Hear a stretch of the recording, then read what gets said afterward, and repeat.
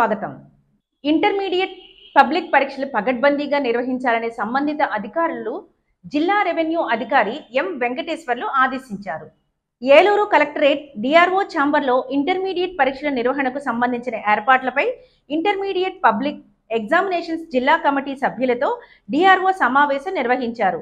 ఈ సందర్భంగా ఆయన మాట్లాడుతూ పరీక్షలు 3 దశలుగా నిర్వహించడం జరుగుతుందని అన్నారు. ఈ పరీక్షలకు జిల్లాలో 120 పరీక్షా కేంద్రాల్లో మొదటి, రెండవ సంవత్సరానికి సంబంధించిన మొత్తం 32,445 మంది విద్యార్థులు హాజరు కానున్నారని తెలిపారు. ఫిబ్రవరి 2వ తేదీన ఎథిక్స్ అండ్ హ్యూమన్ వాల్యూస్ పరీక్ష, 3వ తేదీన ఎన్విరాన్మెంట్ ఎడ్యుకేషనల్ పరీక్షలు, ఫిబ్రవరి 5వ తేదీ నుండి 20వ తేదీ వరకు ప్రాక్టికల్ పరీక్షలు జరుగుతాయని అన్నారు. అలాగే మార్చి 1వ తేదీ నుండి 20వ తేదీ వరకు థియరీ పరీక్షలు జరగనున్నాయని అన్నారు. ఈ సమావేశంలో convener DCB Prabhakar Rao, additional SP NSR Shekhar, DSP Chandrashekhar, DPO Srinivas Vishwanath, DEO Shyam Sundar తదితరులు పాల్గొన్నారు.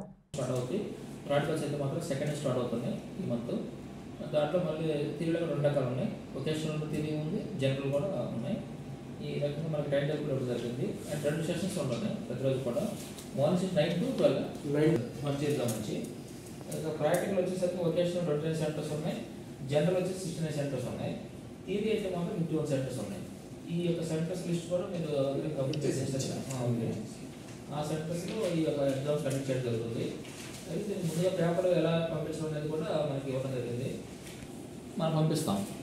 అక్కడి వస్తుంది మనకి స్ట్రాంగ్ రూమ్ వస్తుంది. ఇక్కడ నుంచి మనకి ఐటీ సెంటర్స్కి డిస్ట్రిబ్యూట్ చేస్తాం. 18 స్టోరేజ్ పాయింట్లు ఇచ్చారు. అంటే ఒక్కొక్క సెంటర్కి ఎన్ని కాలేజ్ అటాచ్ చేస్తారని కూడా దీంట్లో ఇవ్వడం జరిగింది. మనకి మేజర్గా మనకి ఏలూరు టౌన్ వచ్చి 17 సెంటర్లు ఇచ్చారు. జంగారెడ్డి కూడా 7 సెంటర్స్ మనకి ఐడెంటిఫై చేయడం జరిగింది. జనరల్ మీరు కమ్యూనికేట్ చేశారు. దీన్ని బట్టి మీరు మీ యొక్క యాక్షన్ ప్లాన్ అనేది చూసుకోవాలి. వెళ్ళిపోయి ఏంటంటే మనకి డిఓ గారు వచ్చేసి రాలేదు. ఈ వార్తలు ఇంతటితో సమాప్తం. నమస్కారం.